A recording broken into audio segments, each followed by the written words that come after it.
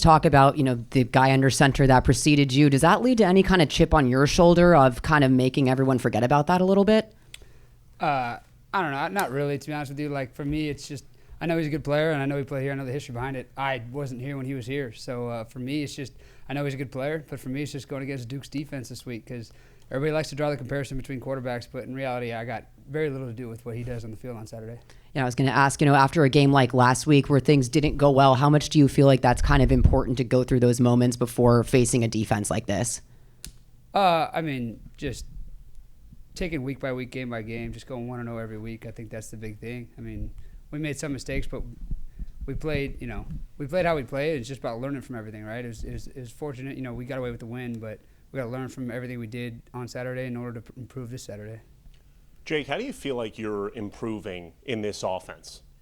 Yeah, I think the progression's still going game by game, right? Feeling Coach Kreidick as a play caller, understanding what he's trying to get at and what he's trying to do on game day is a fun thing to experience. And so, I think I'm just getting better every week. That's kind of the goal.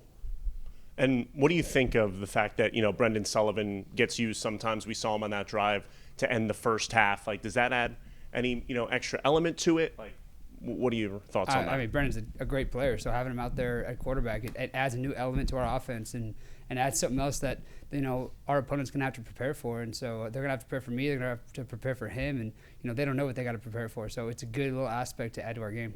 I think Coach Summerall mentioned this before, but even with Darian transferring to Duke, it shows some of the success that maybe a quarterback can have at Tulane, right? When you were looking to figure out what your next school was that a factor? Like being able to see how much success he and Pratt and some of the other guys that have been here have had success here at Tulane? Yeah, I mean, obviously under this staff and at this school, there's been some recent quarterback success, and so that's obviously a huge attraction to any quarterback who's getting recruited at any moment, right? So, I think that's obvious, success at the quarterback position is what is attractive to quarterbacks in the transfer portal or recruiting out of high school and stuff like that. So, yeah.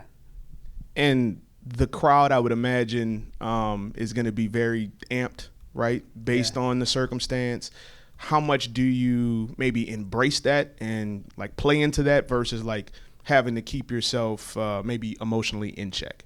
Well, I'm excited to get this place rocking. I've been in some really fun stadiums in my career, so I'm hoping to see this one all the way through, though. I was a little disappointed week one. I'm not going to lie with the way it looked in that second half. But so hopefully these guys, everybody sticks around no matter what the score is and can cheer throughout the fourth quarter. That's what I'm looking forward to.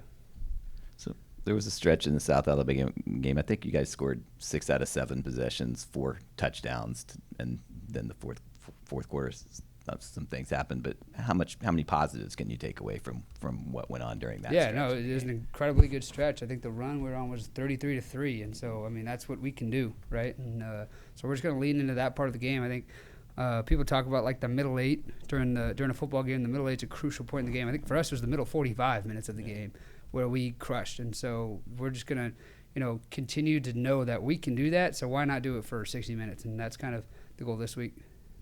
And the depth at running back, both Mobley and Javen Gordon had really good games. What impressed you the most about the way they ran the ball? Yeah, Zoo, he's a beast, man. I mean, he refused to go down on that one touchdown. Javen, freshman, dude's a stud, man. It's awesome to watch those guys. I'm excited to see us get Mo back. I don't know what exactly his talent is. Hopefully it's this week. But I don't feel like we flinched. I feel like it looked the same as it did the week before, and those guys run their tails off, and it's fun, especially when you add. I think when you got to talk about the run game, I think the way we run the quarterback in this offense is really cool too. I think that the complement between those guys, and then when I pull it down and run and all that off play action stuff like that, it's hard to stop.